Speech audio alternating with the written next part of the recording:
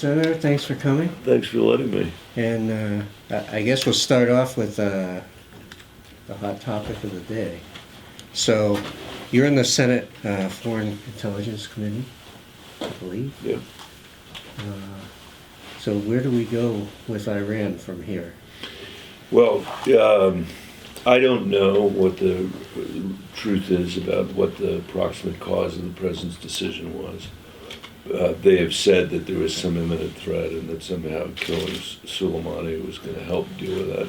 I'm skeptical of that, but I haven't been briefed, so I just want you to know that. I also don't have any idea what legal justification the administration's relying on for either domestically or internationally for what they did, and so we need to figure that out too. But having said all of that, I think this is just another, reckless, non-strategic step by President Trump in the Middle East, especially with respect to Iran. And I think it was a massive escalation in a series of events that have not been thought through by our side, but I can assure you have been thought through by the Iranian side. So, President Trump ran on the theory making the case that we should get rid of the Iran nuclear deal. I actually always believed that was going to be the one promise he made during the campaign that he wouldn't keep, because by the time he became president, when I voted for the Iran deal in 2016, I was the most vulnerable Democrat up that year. I always am the most vulnerable Democrat up. In 2010 it was true, in 2016 it was true.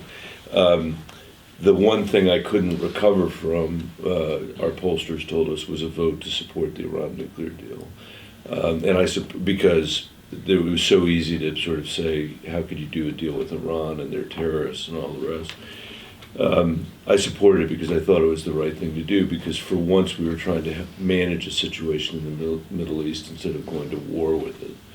And we didn't know what would happen. We didn't know whether Iran would comply. We didn't know whether the deal would hold up. And by the time Trump became president, we knew the answer to that. Not forever, but in the moment that he was president, we knew. Every one of our intelligence agencies and all the intelligence agencies around the world said Iran was a year from breaking out to a nuclear weapon, which I think was a considerable improvement over where they were when we did the deal. They were 2 to 3 months away from breaking out. And that makes a huge difference, because if you're 2 to 3 months from breaking out, basically it leaves us in a position to decide whether we have to act unilaterally. If you have a year, you can work with your allies to try to figure out how to push it back. But Trump got rid of that, and in the face of all that intelligence, then he abandoned the Kurds in northern Syria and turned that over to Russia and to Iran, essentially.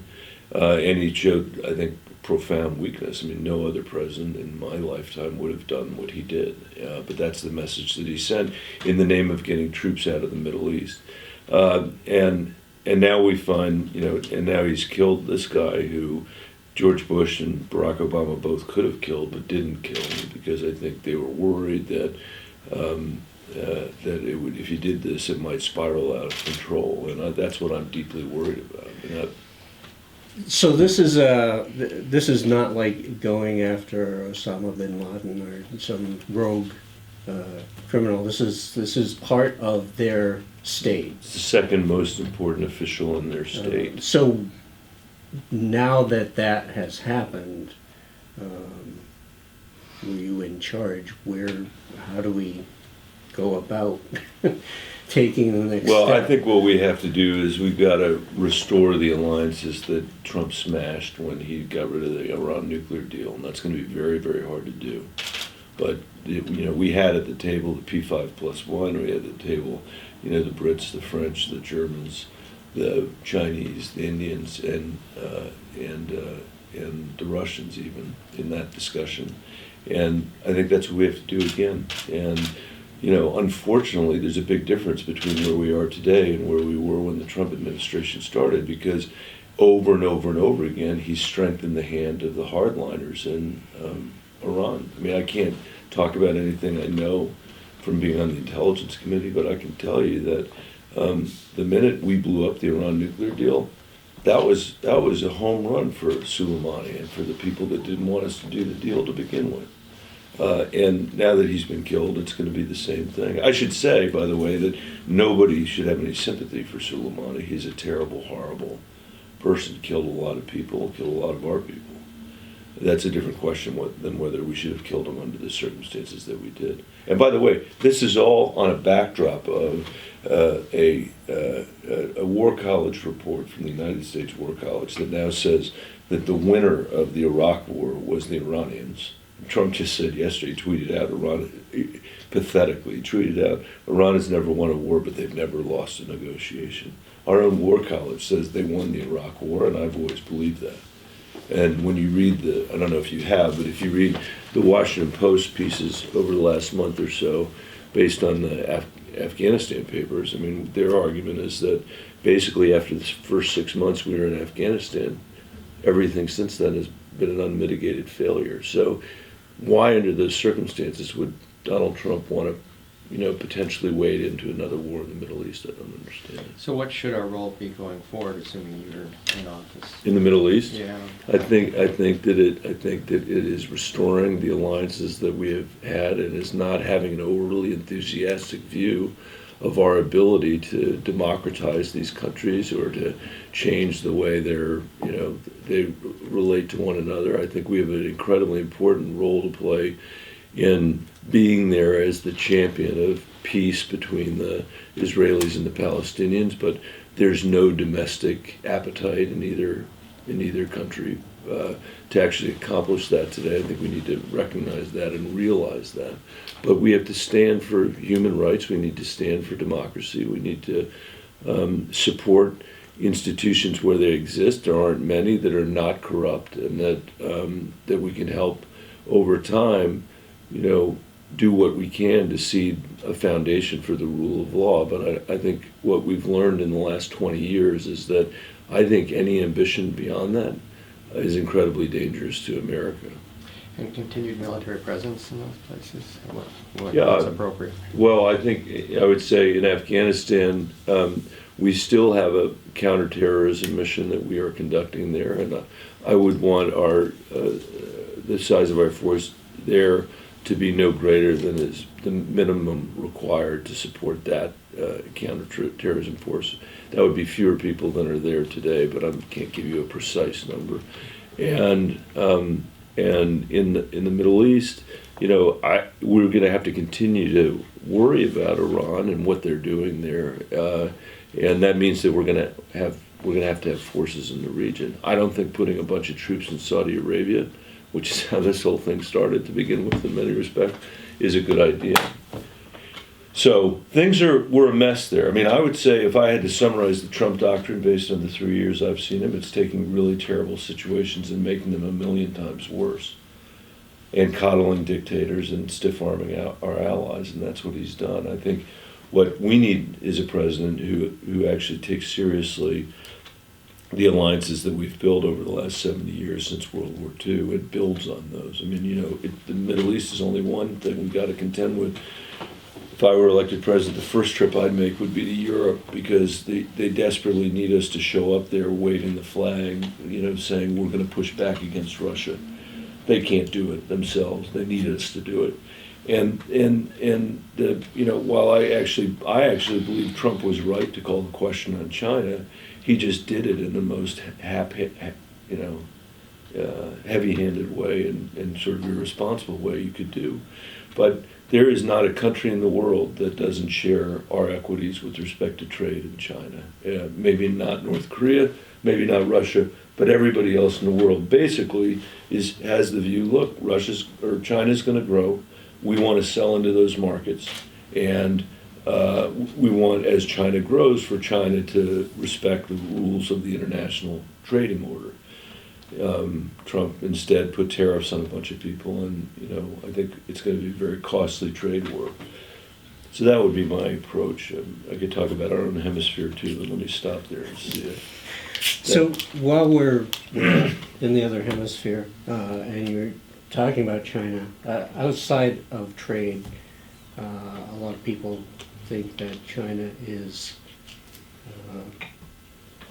a growing threat in many ways. one of which is its stance on intellectual property rights and cyber espionage. How would you deal with? Yeah, well, so in that respect? I think the IP stuff is a trade issue. I mean, it doesn't, we can put it in that bucket or not in that bucket, but, when you look at the way Trump has handled this negotiation, he's basically backed our entire country into a corner. And what he's cutting is a deal with China on ag. And we don't know the details of it, but giving them the benefit of the doubt, it's $50 billion over 2 years. And okay, so I confess the most China ever bought from us in 1 year is $23 billion. They desperately need the agricultural stuff because they've had swine flu and other stuff. But so let's give them the benefit of the doubt. It's $4 billion of incremental benefit after all the misery that Trump has caused our farmers. 23% increase in bankruptcies, $4.5 billion less exports this year, 16% reduction in farm income, $28 billion is what Trump has paid out to farmers in this country to try to make up for his failed trade policies, and which, by the way, is more than twice what President Obama lost on the automobile bailout that all these people opposed. And now he's at the table with Xi, and Xi is looking at this and saying, I can give you $50 billion of let you buy 15, or I'll buy $50 billion of agricultural.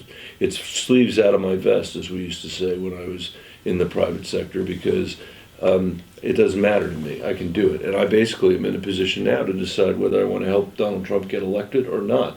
And if I'm Xi, I desperately would like Donald Trump to get reelected because I'm going to get to do the stuff that you're talking about. I mean, in terms of IP, Trump has now kicked all of that into what he's calling phase 2 of the negotiation. Those are all the hard issues. Intellectual property, state-sponsored corporations, the fact that they've been, forcing our companies when they go over there to sell over half of the equity interest of the company. I mean, those are the kinds of things that we should be dealing with up front, not kicking into a phase 2 after the election is over. And once the ag stuff is done, the Chinese are not going to be very available to have a conversation about the stuff that we really need to talk to them about, and we really need to push back. It's really important to remember that the Chinese have they've quadrupled their economy since 2001, and they have doubled their economy since we went into the Great Recession. I mean, they are growing at a rate. In 2 years, in the last 10 years, they poured more concrete in 2 years than we did in the entire 20th century.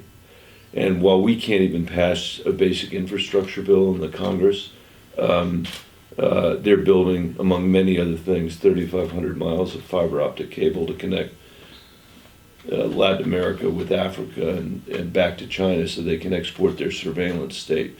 So that's what's going on. And by the way, I think, while I'm a big fan of President Obama, I think we did not push back in the South China Sea in the way that we should have. The islands that the Chinese built over the last decade have allowed them to occupy a position there in those shipping lanes that we should not have allowed them to do. And at the same time that all of this was happening, they're massively building up their military. And what they're basically trying to do is, if this is China, they're trying to make the ring around China farther and farther and farther to push back our ability to be able to threaten China. That's what's happened over the last 10 years. So there's a lot to worry about. China's going to continue to grow. That's a reality, and that doesn't have to be a negative thing. But if we have no leadership of our own, I think China will grow on China's terms, and I don't think that's good for humanity or for us. Now going back a little bit to trade, your position on the TPP was, I don't recall. I can tell in the end, my position was that we hadn't crossed the T's and dotted the I's, and we needed to go back and renegotiate terms. Okay, and so can you explain your thoughts generally on trade agreements and how you would deal with international? Yeah, my thoughts generally are that that's where most of the growth is going to come for our agricultural producers. That's where most of the growth is going to come for our manufacturers. I think the idea that we would, put up a moat around, or I guess you can't put up a moat, put up a wall around the United States or dig a moat around the United States when we are as globally interdependent as we are is foolish. I do think that our trade agreements need to be negotiated very rigorously, especially with respect to labor and environmental protections. And I think we should think of trade agreements not as a symptom of negative effects of globalization, but as an opportunity to manage globalization in a way that could benefit the American workforce and the American farmer and our ranchers. I do think also, and I put out a bunch of trade policies just a couple weeks ago, I think we have not focused as a country on the damage that global trade has done to certain geographic areas in the United States or certain sectors in the United States.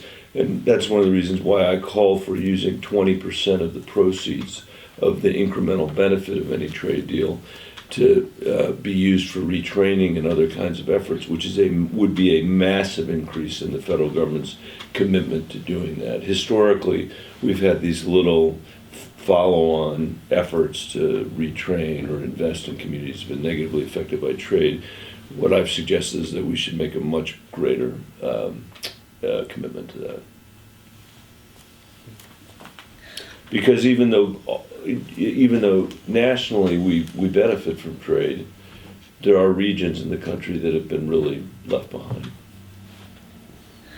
So voters agree that immigration is a huge concern, even in the non-border states. And we know that you back the DREAM Act and a path to citizenship once they're actually here. But how would you deal with those who arrive at our border in the future seeking entry? Well, I was part of the Gang of Eight in 2013 that wrote the immigration bill in the Senate. We got 68 votes. And I would deal with it along the lines of what we wrote in 2013. That bill should be the law of the land, and if it were the law of the land, 11 million people that are here that are undocumented would have a pathway to citizenship that, required people to learn English, pass 2 background checks, not be a liability to the nation, and after 10 years you could get a green card, and 3 years after that you could apply for citizenship. It had the most progressive DREAM Act that had ever been conceived, and it had something that Donald Trump has forgotten about, and I think a lot of people have, $46 billion of border security in it. Not $6 billion for a medieval wall that Mexico is supposed to pay for, but $46 billion of 21st century border security that would have allowed us to see every single inch of the border. We doubled the number of border security agents. We called for the building of 750 miles of fence. All of this was paid for, by the way, by fees that immigrants would pay. We dealt with the agricultural stuff. I negotiated that with Marco Rubio and Orrin Hatch and Dianne Feinstein. It's the first time we ever had an immigration bill where both the Farm Workers Union and the growers across the country endorsed it. That had never happened before. So the only reason it didn't become the law of the land is that in the House they invoked something called the Hastert Rule, which is named after a former speaker who's now in prison. And that rule requires a majority of the House to pass a bill. And what that means in effect is that the group of people down there that call themselves the Freedom Caucus basically vetoed the popular will of the United States, which was to have this bill. So, and then Trump, turned it into this, this issue into, sort of an effort to stoke nativist hostility in America, which I think is really shameful. My mom and her parents were Polish Jews who survived the Holocaust and came here to rebuild their shattered lives, and they did it. I've never met anybody in the country that has a stronger accent than my grandparents had.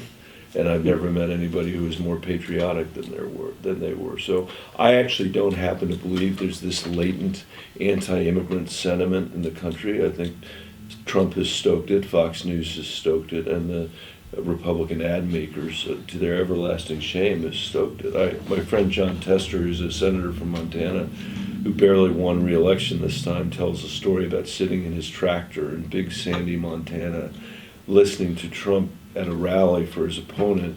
And he's not talking about how do you get broadband to rural areas. He's not talking about how do you get, investment in rural areas. How do you save the hospitals in rural areas or the schools in rural areas? He's talking about MS-13, the gang that actually started in jails in Los Angeles, but we exported back to Central America. And John says, I was sitting there thinking to myself, there has not been a member of that gang within 1,500 miles of Big Sandy, Montana. So this is something we have to overcome in our discourse. Before I became part of the Gang of Eight, I spent a year traveling around the state of Colorado, which is exactly a third Republican, a third Independent, a third Democrat. Actually, we just learned it's more Independent than Republican or Democrat.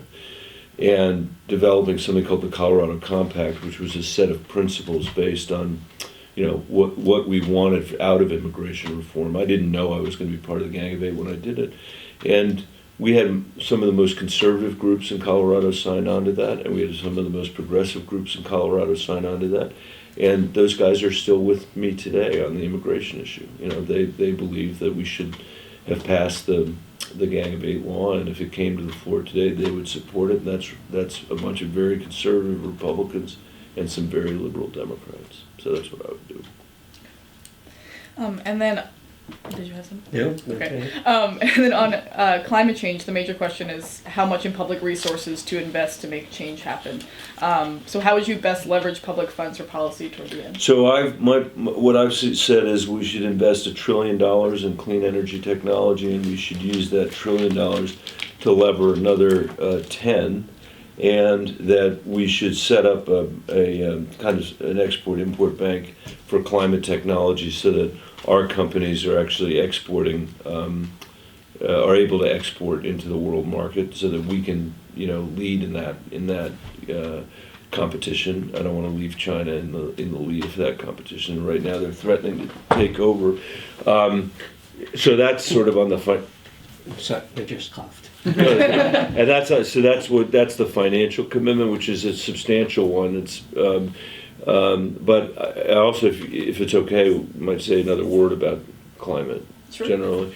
Somebody asked me the other day in the town hall. They said, can Western democracies solve climate change? And I said, you've just asked the most existential question that anybody's asked in this campaign because it's really an open question, and I think that a permutation of that question is, can democracy survive? I think our democracy is at terrible risk, not just because Donald Trump is president and doesn't believe in democracy, but because we were at real risk before he got there. I think he's a symptom of our problems, not the essential cause. You look at an issue like climate.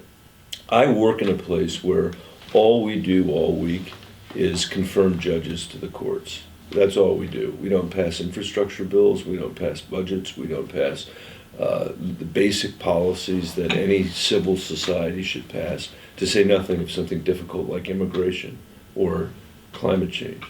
And there are people down there whose interests are suited by that, by the fact that our institutions are being ground into smithereens, that they're in rubble.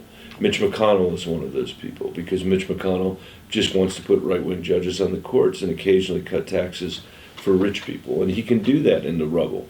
Trump is all about the rubble, and the Freedom Caucus that showed up and made it impossible for Barack Obama to get anything through the Congress, people that have tyrannized us for the last 10 years, to use a word that the people that founded this community would have understood, who have mobilized our exercise in self-government for the last 10 years.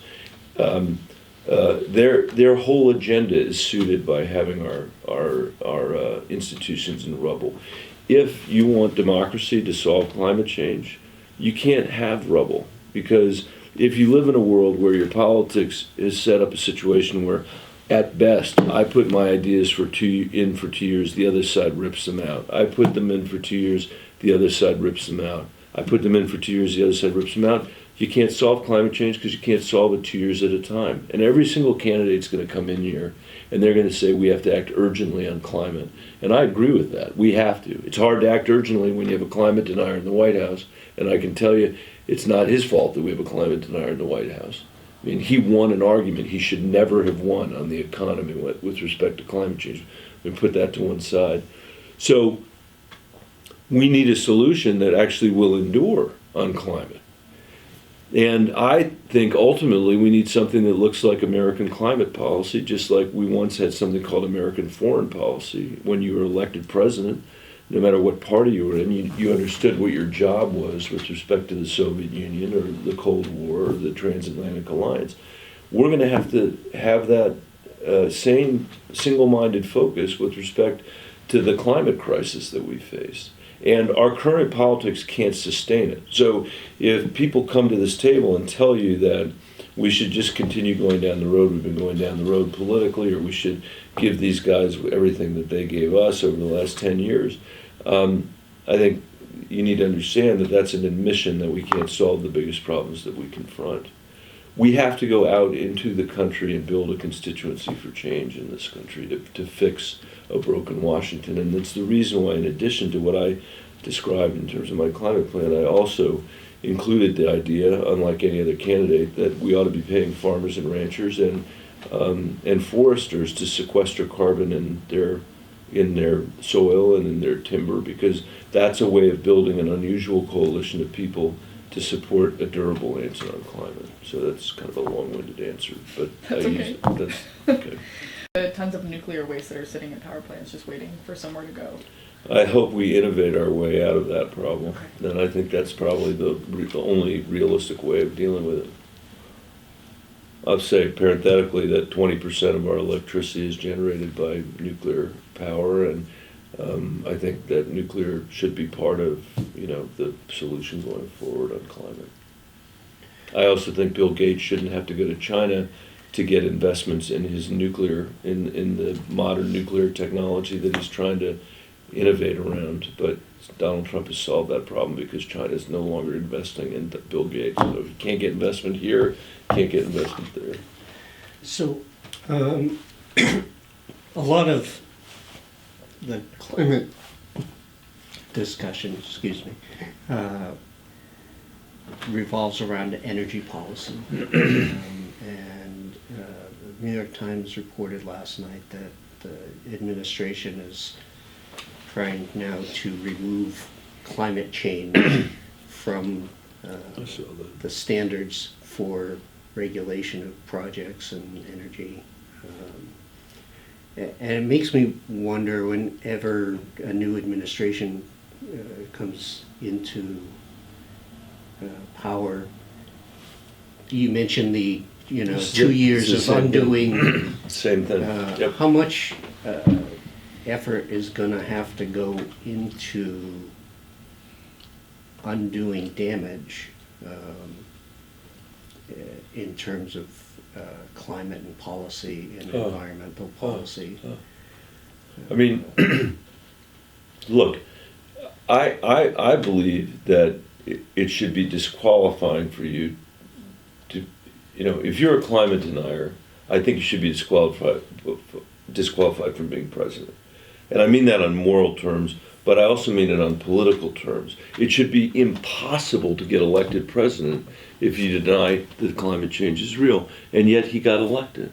And why did he? He got elected because he won an economic argument that if we deal with climate change, we'll destroy our economy. If we ignore climate change, our economy is going to be great. That was his argument. That is a preposterous argument. And the fact that he won that, it's preposterous in New Hampshire, it's preposterous in Iowa, it's preposterous in Colorado, California, Florida. It's ridiculous. And yet he won it because the president's supporters believed that the Democratic Party wasn't for jobs. We weren't for infrastructure. We weren't for the American worker. And that's an argument that I'll never lose to Donald Trump.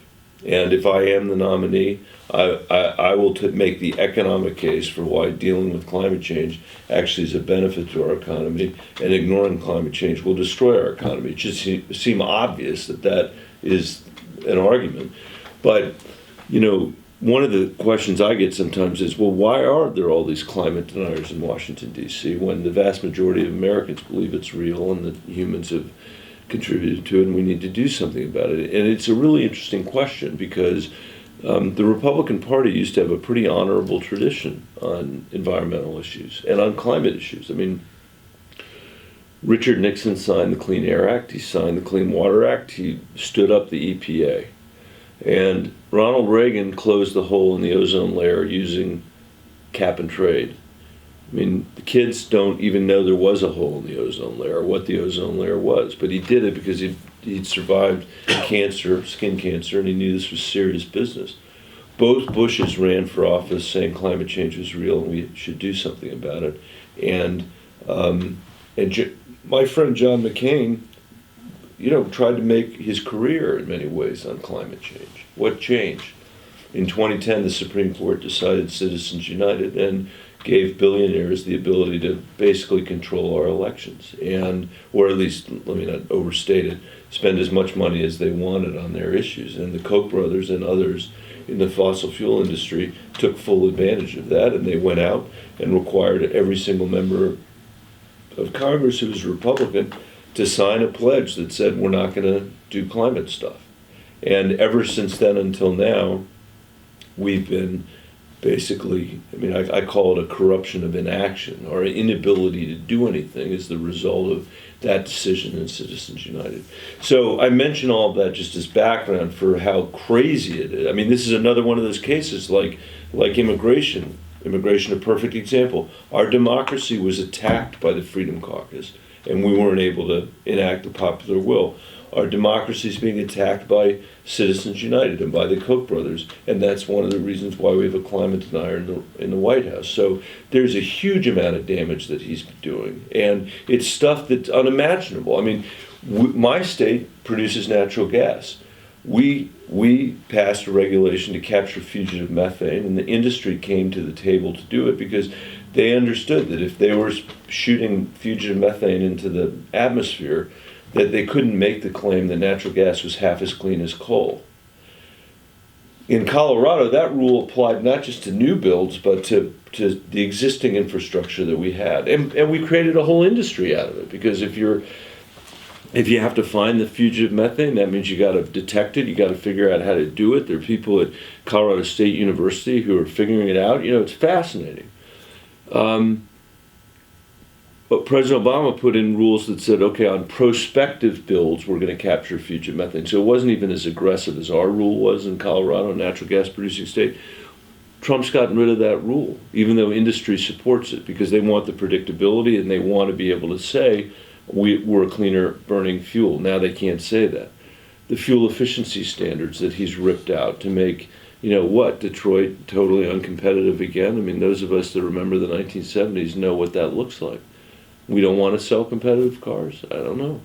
And now, last week, he's decided he wants to return us to the incandescent light bulb. This is sort of his latest thing, which was on Sarah Palin's agenda years and years and years ago.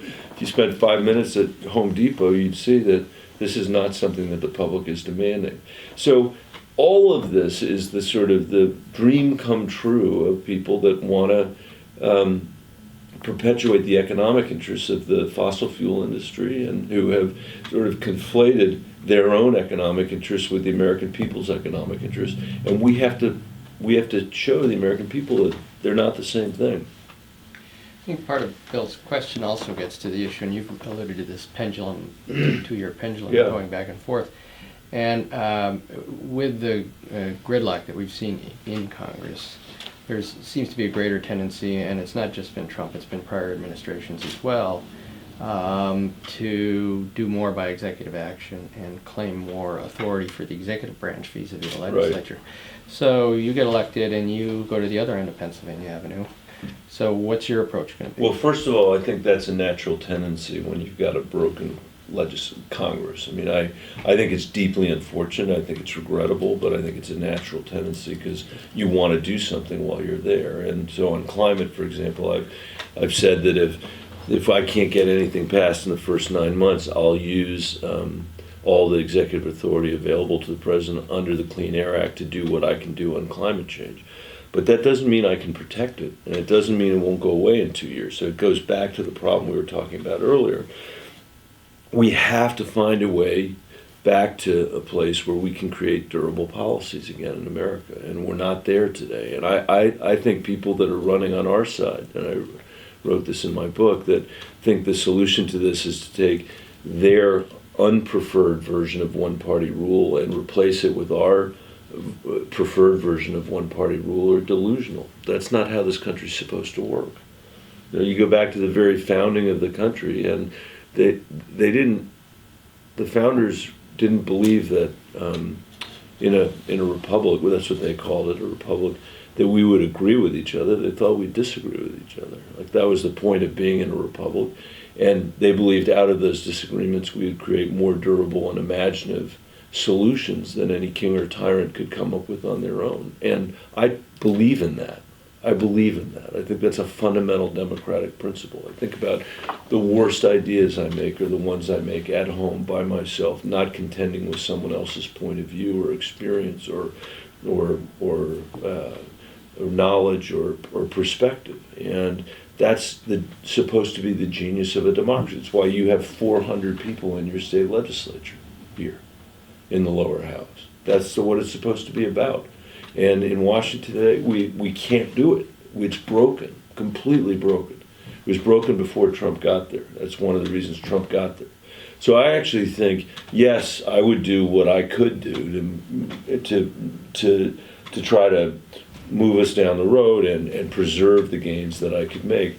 But I think a much more important undertaking for the next president of the United States has to lead us in the rebuilding of our democratic institutions and our democratic discourse and debate. And that's why I think uniquely in this race, I presented an agenda that I can go to red parts of the country and not only defend, but I think persuade people that this is good for them and it's something we should do.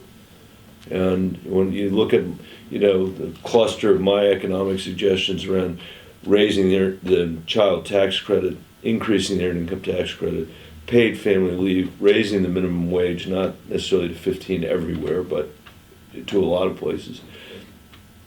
Those things have 70% approval ratings in the country, as opposed to Medicare for All, which has a 30% approval rating among Democrats, to say nothing of Republicans.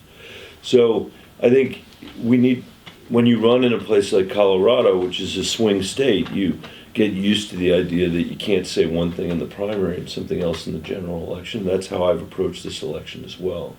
So I think that ultimately is the solution to that problem. And we've got structural issues that we've got to fix along the way. Citizens United is a huge one.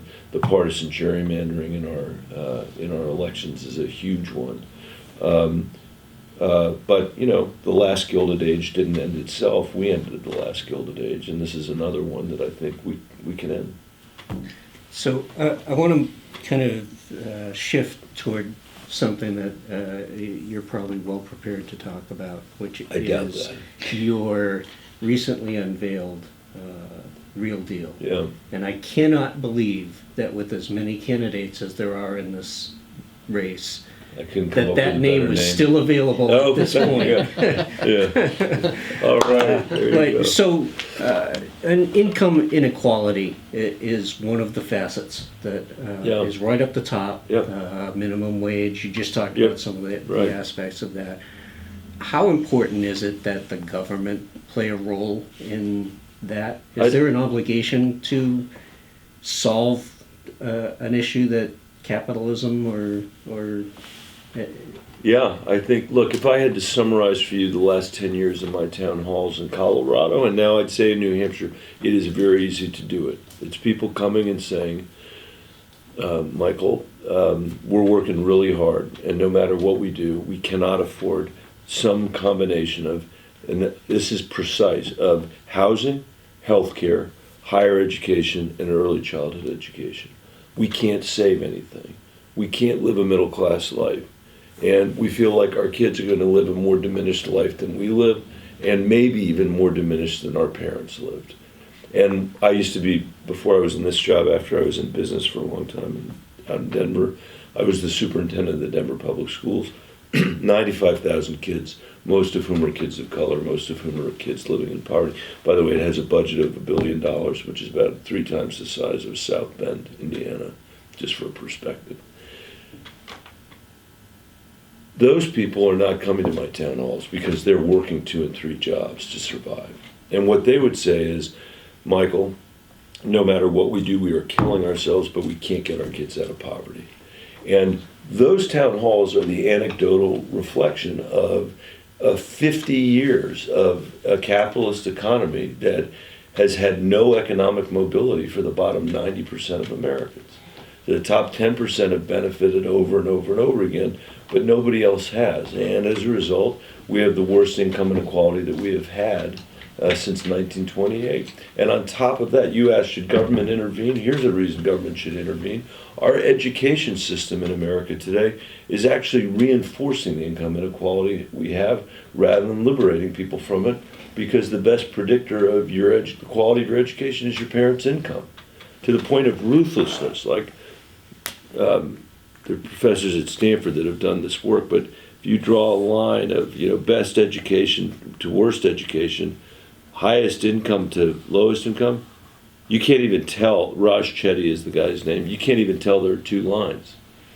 So, we tell ourselves we're the land of opportunity, but we're not much these days. And so I believe it is important for the government to intervene here. And in fact, I think this is a major piece of work we need to be doing. And that's why the real deal is actually putting it all together under an umbrella. But I've been working on this stuff for 10 years in one way or another. And basically it's a massive increase to the child tax credit, which would cut childhood poverty in 1 year in this country by 40%. It would be a huge tax cut for the middle class as well. It would end $2 a day poverty in America for kids without adding a single bureaucrat to the federal payroll. That's Columbia University's study of my plan. It's not my own study of my plan. A big increase in earned income tax credit, paid family leave, as I mentioned, minimum wage, as I mentioned, build 7 million units of housing in urban and rural America, which is what we need to do to sort of catch up to the need that's there, and create universal health care through a public option. Like, to me, and then there's a whole bunch of stuff about education, which I won't bore you with unless you're interested. And then there's investing in the sort of generational challenges of our time, $1 trillion for climate, $1 trillion for infrastructure, and dealing with the broken parts of our political system, because I think that reform is necessary as well. That agenda is an agenda that can galvanize not just the Democratic base. That agenda can bring back some of the 9 million people that voted twice for Donald Trump, or twice for Barack Obama and once for Donald Trump. I really believe it. And I do not want to spend the next 10 years fighting a losing battle for Medicare for all, when what we need to be doing is answering the concerns that people have living in a capitalist economy where it's just not working well enough for virtually everybody. I mean, that's 9 out of 10 Americans. It's not 3 out of 10 Americans. The vast majority of people in my state, which is one of the most dynamic economies in the country, cannot afford those things that I talked about earlier. And so, your plan, as you mentioned, it calls for $1 trillion in infrastructure, $1 trillion in addressing climate. It calls for putting money into preschool and into right. Post-secondary education. Yep. It calls for some public option for health care, big ticket items. Mm-hmm. So you want to pay for that. You say this will cost about $6 trillion right. for the whole thing. Yep. And one of the big facets of that is what you call a smart wealth tax. Right. You want to explain? Sure. That's what about that so is? my $6 trillion. So it's $6 trillion, and that whole $6 trillion is paid for in my plan, because I don't want to make matters worse. 2 years ago or last year, there's this group down there called Fix the Debt, who awards people that are fiscally responsible in Washington. And they could only find one senator to give that award to last year or the year before, whichever it was, and that was me, because I voted against the Trump tax cuts. I voted against the spending bills. But so I feel obligated to pay for this. And just for perspective, Joe Biden is about $4 trillion, I think, in terms of the proposals he's made. Mayor Pete's at about $6.2 trillion. Bernie Sanders or Elizabeth Warren's at $41 trillion in the proposals that she's made, and Bernie Sanders is at $55 trillion. So just to give you a sense of scale about what the order of magnitude is in this race. And the smart wealth tax covers about $2 trillion of the $6 trillion. That is largely the erasing the differential between the tax rate on capital gains and the tax rate on ordinary income, bringing the capital gains rate up to the ordinary income rate. It also, a big chunk of it also is related to getting rid of what's called stepped up basis for for estates that go from one generation to the next generation, where all of the appreciation from the time an asset is created until the person dies today, all of that is untaxed, and it passes from one generation to the next, almost tax-free as a result of that. That is a huge preferential benefit to rich people in this country, and I don't think there's any reason we should have that. So, unlike Elizabeth Warren's wealth tax, which is neither constitutional nor administrable, mine is, I think, both constitutional and administrable, which makes it smart, or at least I call it smart. So our nation's infrastructure needs a very expensive upgrade, and so what are your infrastructure priorities, and how do you plan to pay for it? So it's about $1 trillion is what I think we should invest. I plan to pay for it the way we just discussed it, and the interesting thing about infrastructure is, unlike some of the other things we've talked about, if I had been president for the last 10 years, I would have built every single piece of infrastructure I could have built, even if I needed to borrow the money to do it. Mm-hmm. Because for most of that period of time, we've been at 0% interest rate. So when you're talking about infrastructure, that's something that if you don't do it, it just becomes more expensive later. And instead of building infrastructure, we had the Freedom Caucus basically make it impossible for us to pass anything. So that's one where I would borrow money. I don't in my plan. I actually say I pay for it, and I do pay for it. But if you don't fill that pothole today, it's just going to get more expensive later. If you don't fix that bridge today, it just gets more expensive later. And one of the things that I think unifies people in this country is when I go out and say to them, look, I don't know. I don't know how to explain exactly what's wrong with our politics, but what I do know is this. We don't even have the decency to maintain the assets and infrastructure, the roads and bridges that our parents and grandparents built for us, had the decency to build for us, much less build the infrastructure we're going to need in the 21st century. And, to go back to or that our kids are going to need in the 21st century, to go back to the China observation, like if you asked me what would I be most interested in, pushing back on China's behavior and restraining China's behavior, or getting our act together? If I had to choose between those two things, I'd say getting our act together is actually even more important. I don't think we should have to choose. I think we should be able to push back on China and get our act together. But if we're just going to let our roads and bridges, crumble into smithereens, and we end up with Chinese tour guides in Washington D.C., it's our fault. It's not the Chinese fault. So that's what we should do, and I think this is infrastructure is something that both Republicans and Democrats want us to build. So can I make one other observation that's related to both of these points? Since 2001, we have borrowed $5 trillion from the Chinese to cut taxes for the wealthiest people in America. So you think about your question about economic inequality and should a capitalist system intervene. Our tax policy has been to make matters worse, to create more income inequality by distributing the tax benefits to the wealthiest people in America and not pay for it. We borrowed it all from the Chinese to do it. We spent $5.6 trillion in 2 wars in the Middle East, didn't pay for a single dime of that. In fact, Bush cut taxes in 2003 after we had troops in Afghanistan and Iraq. It's impossible to conceive of that, to believe that. But that's what we did. And we borrowed all of that money from the Chinese too. And these guys that are supposed to be the fiscally responsible people, the Republican Party, they're the ones that have been doing this to us all these years.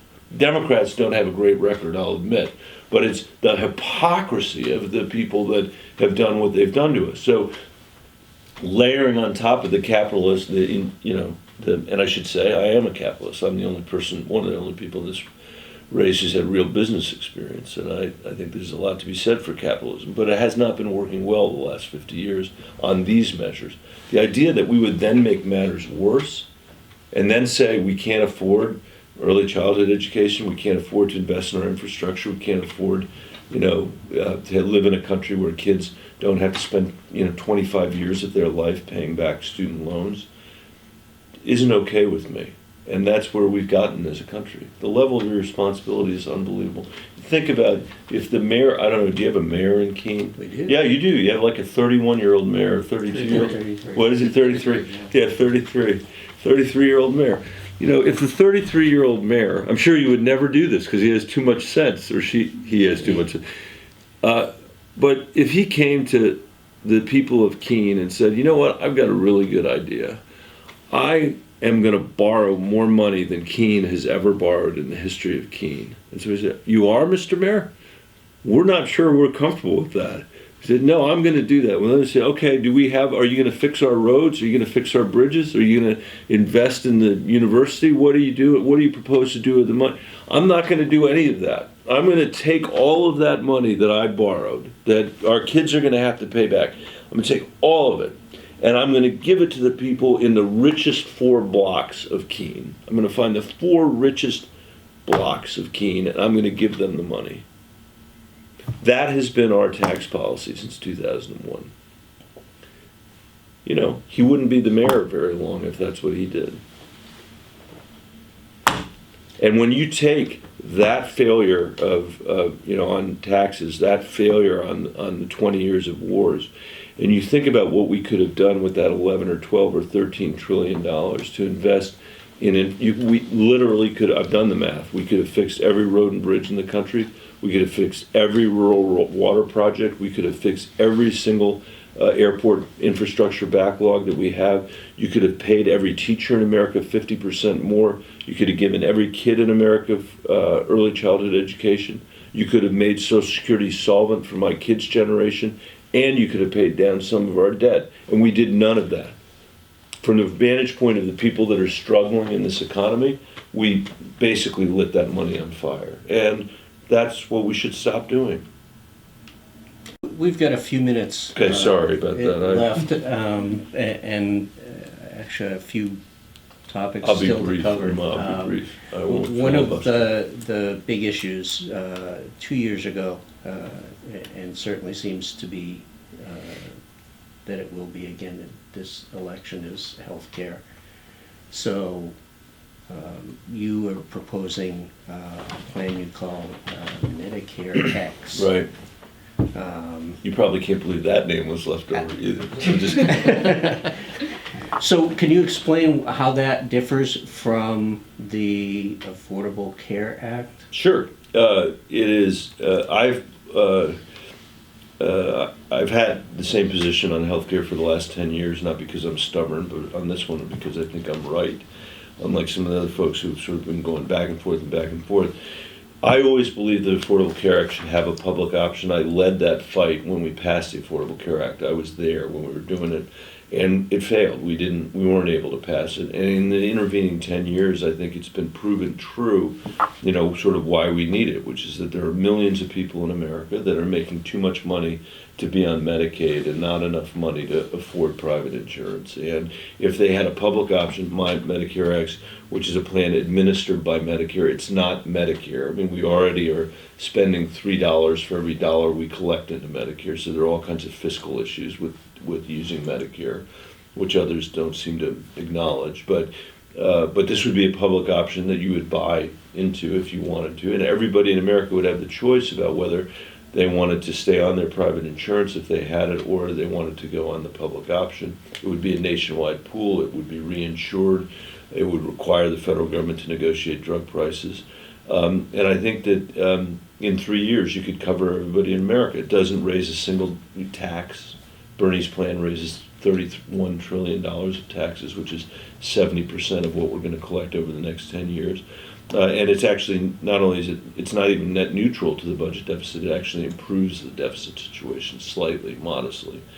And I think if you auto-enrolled everybody who's eligible for Medicaid into Medicaid, for all the kids that are eligible for S-CHIP, which is the Poor Kids Health Insurance Program, and My Public Option, you could cover everybody easily in 3 years. 85% of the American people are covered, 15% are not.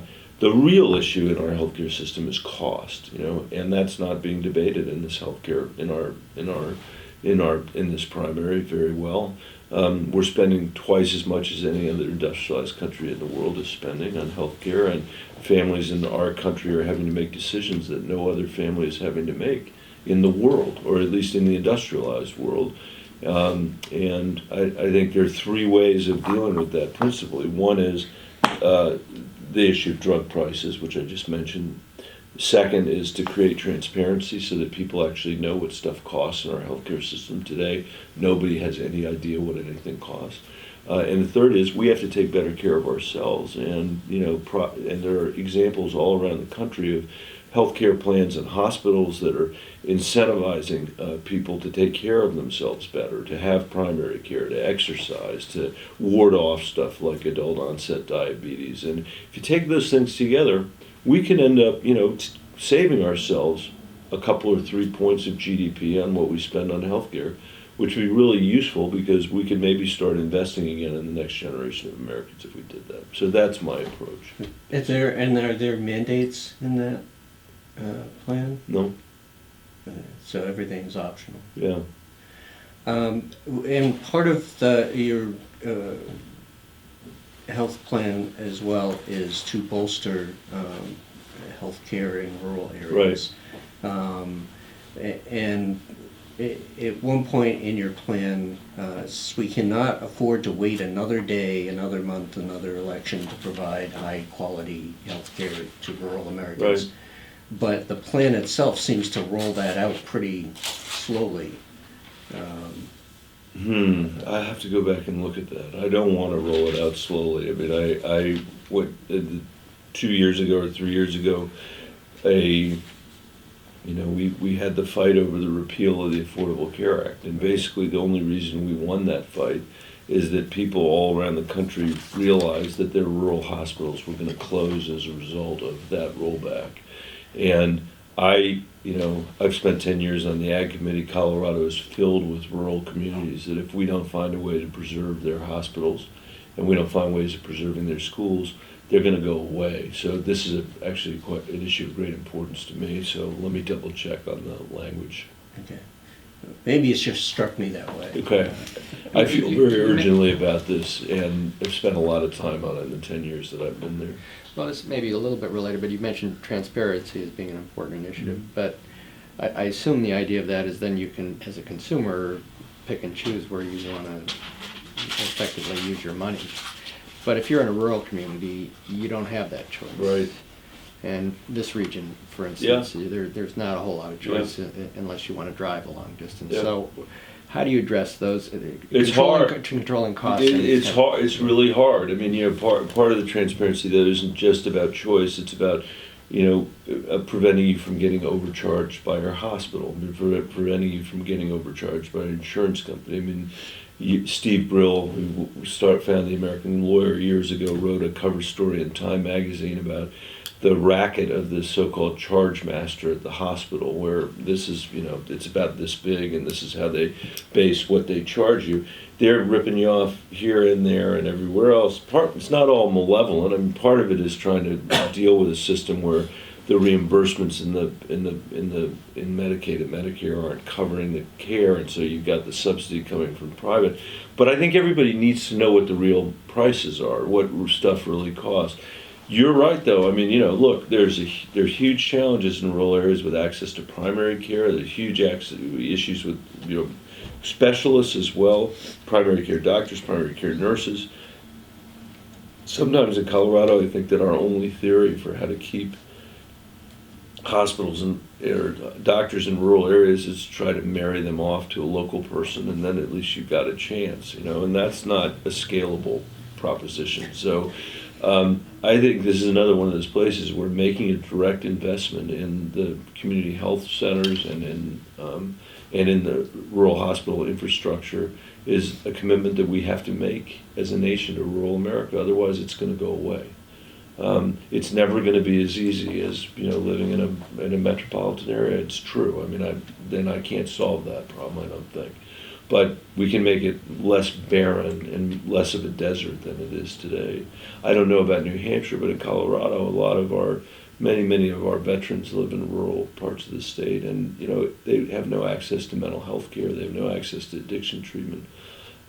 Rural parts of when you look at something like the opioid crisis that's happened here, I mean, I believe that our failure to respond to that is a direct outcome of the tyranny of the Freedom Caucus and our wasting the money where we wasted the money. It's impossible for me to believe that our parents and grandparents would have reacted as pathetically as we have to that opioid crisis. And that's another reflection of the serious disrepair our democracy is in. I mean, that our inability to deal with that is a reflection of the fact that our democracy is broken. And going off of the opioid crisis, that's in particular concern in this region. It's right. Very heavy here. And it seems that every candidate wants to increase the amount of money that would go into it, but as you just said, it's just more money being pulled into it. So is there a priority in using that money for you? I wouldn't say that. I think that I'm not a big believer in a lot of command and control from Washington on things like that. I think local communities are the best ones to decide how they want to spend their money. I do think that money's not the only issue here. There is look, when you read the story of how this whole epidemic manifested itself, like there's an incredible book called Dreamland by a guy who's a LA Times reporter who starts out by describing the pill mills that existed in Appalachia, and then the Mexican gangs that came in behind it. It is this terrible story of our being overtaken by something that we should never have been overtaken by. And so there are other things, like we shouldn't be prescribing opioids the way we do. We shouldn't be making it harder for people to access treatment for opioids than we do opioids themselves. I've been working for years with other colleagues on the Health Committee, the Health Education Labor Committee, to make sure that best practices in hospitals, prescribe as few opioids as possible. I think and that the FDA is approving alternatives to addictive opioids for pain. So there's a lot for us to do that's not just spending money. And a related issue is mental health and the increasing suicide rate. In this region specifically, we've had a couple of youth suicides that have been in the area. And what do you think is behind that, and what's the path forward? I think that if you talk to educators, which I do all the time. I love to be in schools because of my old job.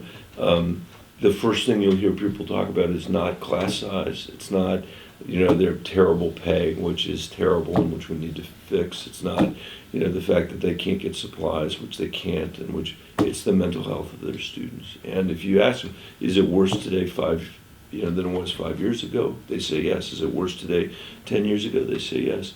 And I think they'd say there are lots of reasons for that. They'd say that, the opioid crisis is a big part of that. Families that have gotten addicted, parents who have gotten addicted, now grandparents are raising the kids, or the kids are being moved from place to place.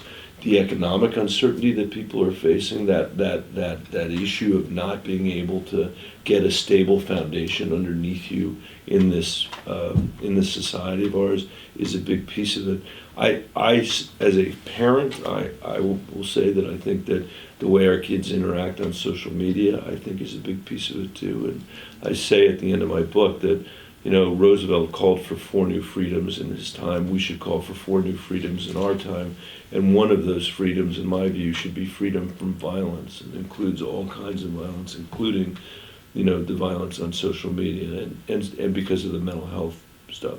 And on the flip side, we haven't made the investments that are needed. It's the same story. I don't want you to have to endure my repeating it, but we've instead of investing in the American people, we've been investing in tax cuts for rich people and wars in the Middle East. And if we invest in the American people, I think we'd be amazed at how quickly we could turn things around.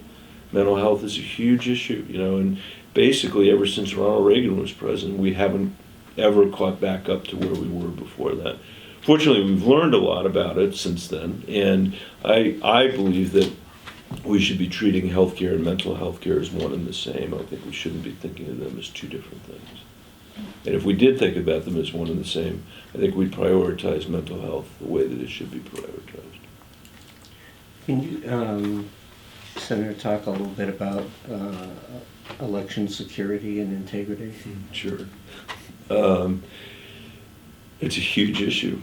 And it isn't treated like it's a huge issue. We've had, as I mentioned, I was on the Intel committee, or I've been on there the last year and a half or so, and did we bring a copy of the Russia book? I don't think I have one here. I got so worried about this that I actually self-published my own book that is a book, you can see it on the website.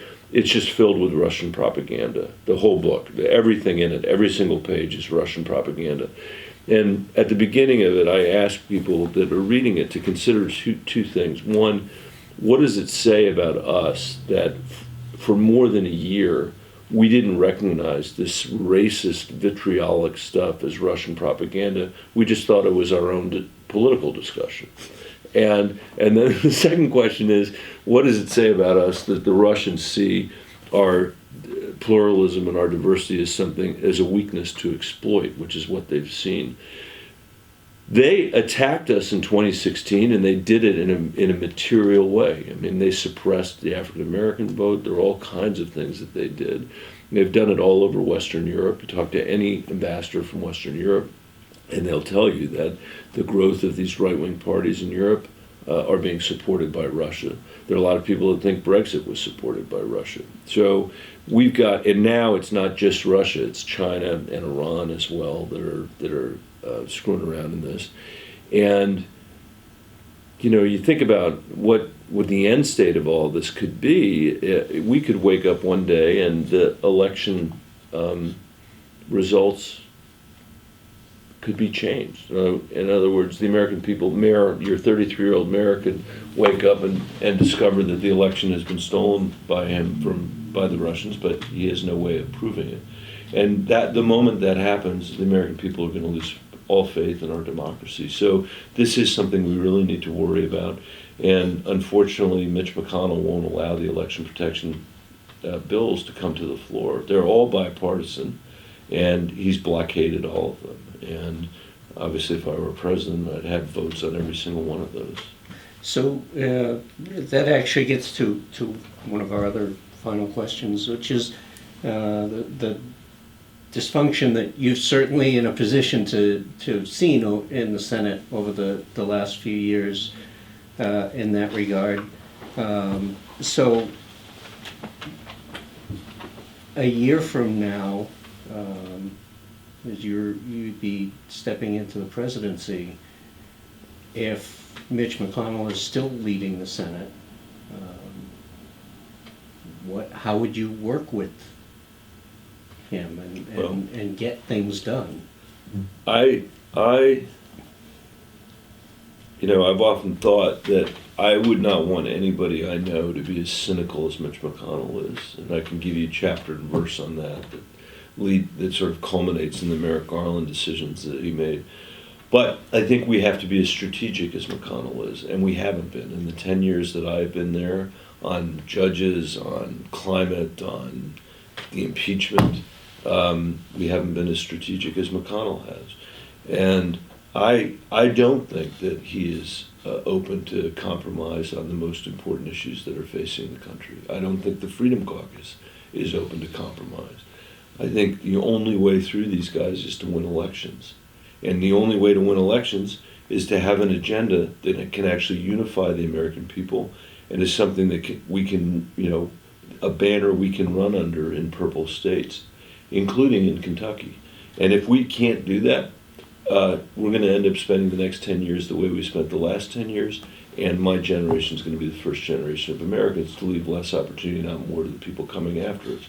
And I don't believe that's at all necessary. That's why I'm running for president, because I think that we don't have to accept that. I think that we can come together as the American people with all the challenges that we're confronting in the world, from Iran to China to Russia, and actually reinstill a sense of patriotism about what we're trying to do, reinstill a sense of what each of us has as an obligation to this democracy, to make sure that we turn it over to the next generation in decent shape. I'm more worried about that than I have been at any moment in my life. I mean, if you had told me when I was in college that the wealth disparity between African Americans and whites would be greater today than it was when I was in college, I would have said, that's impossible. If you told me that kids wouldn't be able to afford higher education, or that, I mean, the list is so long that we couldn't invest in infrastructure, I would have said that's impossible. But that's where we are. And I don't believe there's a cheap trick to getting to the other side of this. I don't think changing the rules is going to make a huge difference. I think getting the money out of our politics would make a huge difference. Ending political gerrymandering would make a huge difference. But we have to win races. And when I say we, I mean, I don't even mean Democrats. I mean people of goodwill that would like our democracy to function again, would like to have an economy that when it grows on behalf of everybody again, that we restore America's place in the world, which we've lost in the last few years, and restore integrity to our government and to the White House. I think that's what we have to do. And there is no easy way to do it. But to me, it's just like the work that I did mention on immigration, where I started, walking around red parts of Colorado and said, what are we going to do about this immigration problem? Because if we don't fix it, we're going to lose our farms and ranches. And if I went to overturn Donald Trump's tax bill, which I would, I'd go to, some rural red part of America, and I'd sit there at a table with 50 people around me, farmers, and I'd say, get your calculators out, because I know you're better mathematicians than, anybody else who's here. And let's talk through what my proposal looks like compared to what Trump's proposal was. And the guy has lied about so many things that he's done that I think there's the real opportunity for the next president to say, we can do so much better than what he presented to us. And that in itself can be an act of unification. This is going to be very hard. We are in terrible shape. 50 years of no economic mobility, the 20 years of wars that did not serve our interest, and then a decision by enough people in America that we couldn't do any worse, so let's send a reality TV star to Washington to blow the place up. And by the way, we're not the only one, Western democracy is under assault all over. And so I'm really excited by that. I think that we have this incredible opportunity to sort of stand in the steps of the finest Americans that have come before us and fulfill our responsibility to the next generation, our responsibility to democracy. And there's not an easy answer. And there's no shortcut to that. And Mitch McConnell is just the tip of the spear. He's the tip of a spear that wants to keep a certain set of economic arrangements the way they are. And that certain set of economic arrangements are not serving most of the American people well. And we have to overcome them. And I say that I'm not a Bolshevik, I'm not a socialist, I'm not saying we need a revolution, actually quite the opposite. I'm saying we have to live up to what our founding documents told us that we should do. And that's what we need to do. And if I were president, that's what I would do. Thank you for being with us. Thank you for having me. I appreciate it. I'm very grateful for the time. We didn't talk at all about, I should mention, I guess I will mention, if you don't mind, I've spent more time in New Hampshire than any other candidate. I'm not, a real celebrity candidate, and I certainly have my challenges, I guess, as a politician, but I already had done something like 33 town halls here. When I announced that I'd do another 50, I'm now up to 26 on my way to accomplishing that 50, even with the impeachment that's coming. And I'm going, place to place to place to place to place in the hope that I can, catch some of the magic that John McCain and others did. I know it's not, I'm a long shot. I realize that, but I really think that if I do my job, I can get to the top 3 in New Hampshire. And obviously, I'd love to have your endorsement, but I just want to have a sense of that. I mean, putting one foot in front of the other, in front of the other, in front of the other. I don't go out and give big speeches. I just do town halls where I say, please bring me whatever questions or criticisms you have. That's how we started. So that's the effort that we're going to be engaged in until now. In the end, I knew I would never have the resources to compete sort of dollar for dollar with the other candidates in the race, but I wanted to make sure that I was in the race when you guys started to make up your mind, and New Hampshire has not made up its mind. In fact, I would argue, you know better than I do, but I would say that I think New Hampshire is less sure of who they want today than they were 6 weeks ago, even 6 months ago, which is kind of why the DNC's decision on the debate stage is such a shame, because it cut all these people off, myself included, before you guys were really making up your mind. So I'm trying to overcome that by just being here.